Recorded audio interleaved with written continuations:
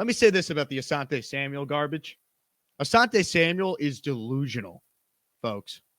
Delusional. All right? Asante Samuel is looking for relevancy.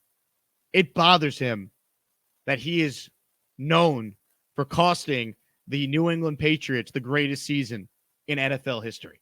That's what he's known for. All right? He's known for dropping an Eli Manning interception that would have won New England a Super Bowl. The perfect season. That's what he's known for. Was he a Pro Bowl level corner in his career? Yeah, nice player. But he's known for that one play. And he's bitter. He's bitter that Revis actually won a Super Bowl in New England. And he only played 1 year there. Asante Samuel's bitter that all anyone talks about is that drop. And Revis got to win that one Super Bowl. And that was it. He's jealous of Darrelle Revis. He's jealous of Sauce Gardner. Asante Samuel is fighting for relevancy. He's irrelevant. He is irrelevant. Nobody's talking about Asante Samuel until he started running his mouth. He has a tweet from a couple of years ago where he says he's the best corner of all time. Ha! Imagine that.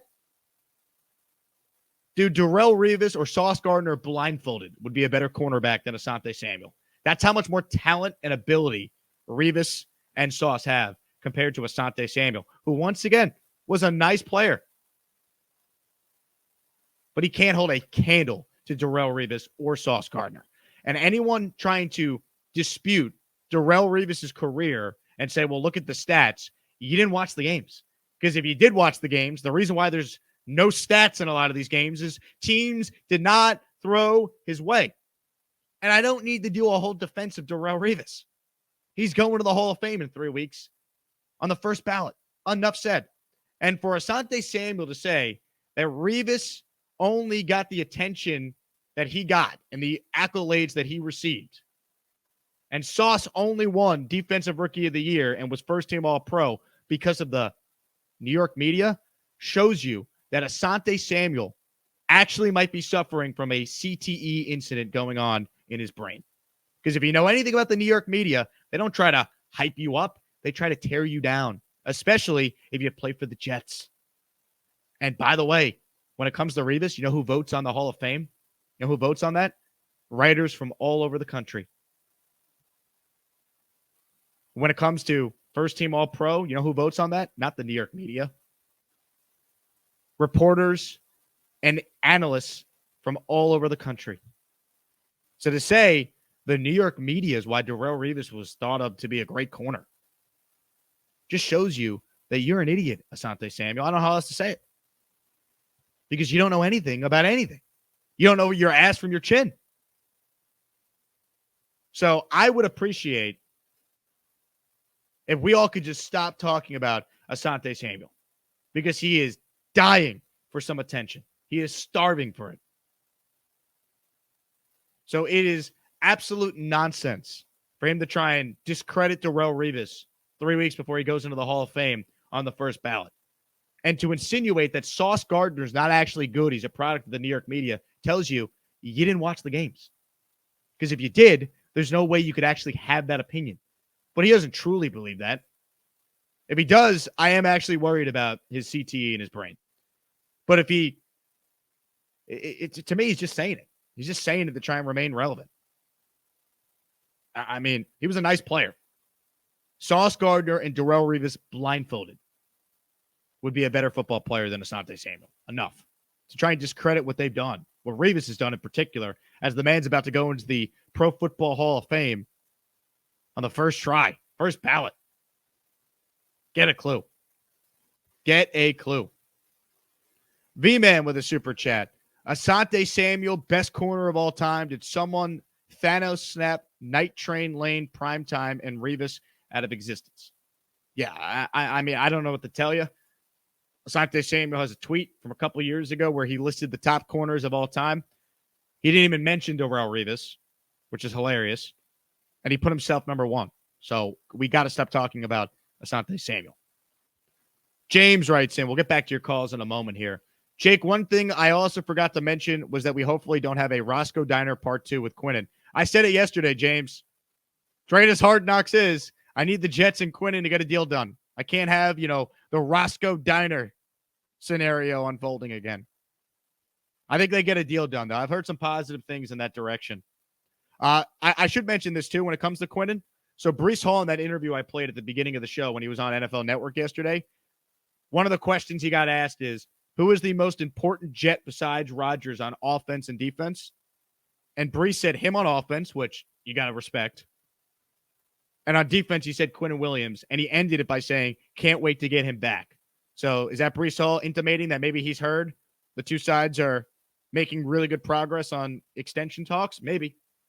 I think this is done, though. I don't think this is Roscoe Diner 2010 with Tannenbaum all over again. What's the best diner by the Jets facility in Florham Park? Maybe we got to look into that, though. Professionally certified hater. Asante is the reason the 07 Patriots weren't 19-0. Correct. Yeah, he comes across very bitter on social media. And look, I get it. I'd be bitter too if I had a Pro Bowl career and the only play people want to remind me of is me costing my team the greatest season in NFL history. I mean, to go after Revis and Sauce, who are you, Asante Samuel? I mean, don't throw stones when you live in a glass house. Back to the calls we go. We got Dre on the line. Dre, what do you got for us? What's going on, fella?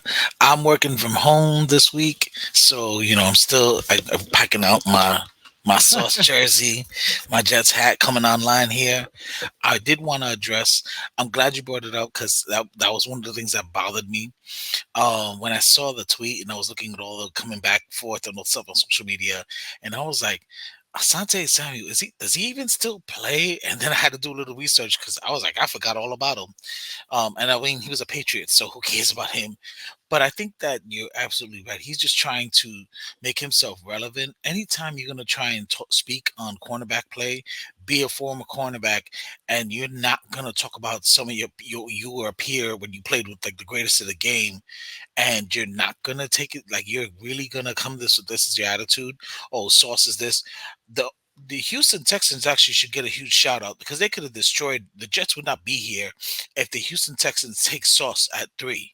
They took Dexter Kingley or what Derek Kingsley or whatever, whoever. Derek Stingley Jr. Yeah, him. They took Yep. not Sauce at 4, at 3, and that was fantastic. That set us up because otherwise, I don't know what we do at 4 if Sauce not there. Like Sauce was our guy. There was no question. I think And Kayvon Thibodeau would have been a Jet if that scenario happened. true. But going forward from that, it's like okay, you still have to put the play out on the field. But I mean, Woolen went in the 5th round. Now, not taking nothing away from Woolen. Woolen's a fantastic athlete. You're just not at Sauce's caliber, but he had a damn good rookie season also. Yeah. And then I just don't get all the hate. It's like no, you don't see Sauce hating on Woolen like, oh, who's he? Well, he wasn't drafted in my class. He don't do any of that. Our Jealousy, guys man. just work.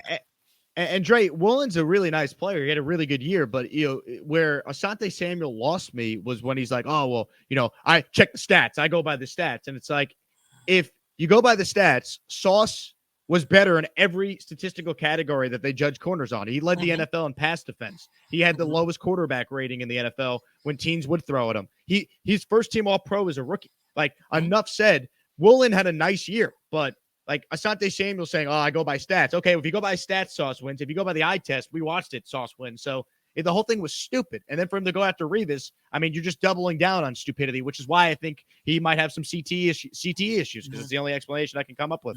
And I hope if that's the case, I do hope that someone reaches out to him that he can get the help that he needs. But it's like right up there with Barnwell. It's like being negative with the Jets, and it's like you're struggling. I watched that first take thing, and he's like, "Oh, my only concern is that the offense isn't ready to gel," and I'm like, it's Rodgers' offense. Rodgers is gonna somehow forget how his own offense operates. I get it. The other players coming in, the new players are coming in, but that's why you invest in having people who know the system come in and coach up the other players along with the coach who installs it's his system. So it's just I just don't get it anymore. These ridiculous takes just to hate on the Jets. It's getting ridiculous at this point. Yeah, good call, Joy. Enjoy work from home. I mean, it gets clicks. It's easy. The goalposts are going to move too. Watch. I mean, the Jets could start 5-1, and it's going to be they could have been 6-0. Like, watch. I'm telling you. The Jet haters will be in shambles when the Jets win the Super Bowl, and then the narrative will be, they gave up 28 points. Like they could have won 31-21 instead of 31-28. It's like you just got to accept it for what it is. These people don't care. They just trying to get clicks and move the goalposts. Like, that's what's going to happen. Watch. If you are planning on going to Las Vegas for the Jets and the Raiders on November 12th on Sunday Night Football, you need to stay at Circa Resort and Casino. Use my promo code JAKE15 to get a discount, and that discount also includes a 2-hour open bar party that I'm going to be throwing at Circa Saturday before the games. Can't wait to meet so many of you in person. It's going to be an incredible weekend. That promo code is live for those who want to go.